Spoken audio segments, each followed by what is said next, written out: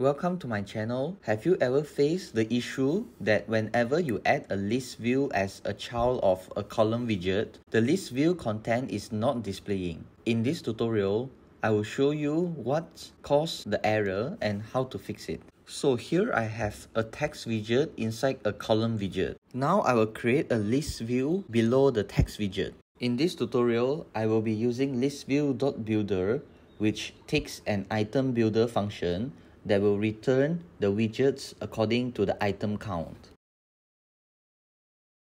In the return widgets, I will just display a random text widget.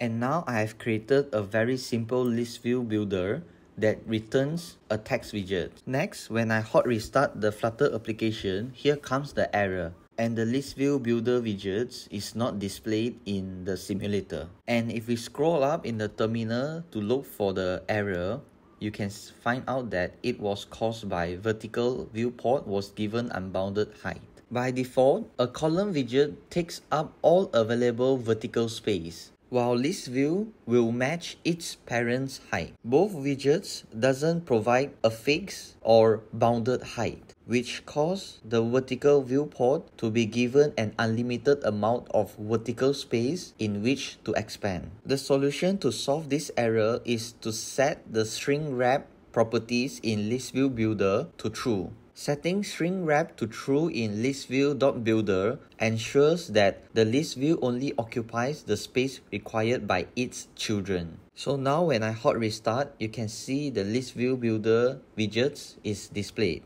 In summary, list view builder content not showing is caused by vertical viewport given unbounded height. And to solve the error, just set the string wrap property in list view builder to true, which will give a bounded height to the list view builder so that it don't expand indefinitely. Here comes to the end of the tutorial. If you like my video, don't forget to like, share and subscribe to my channel. See you in the next tutorial.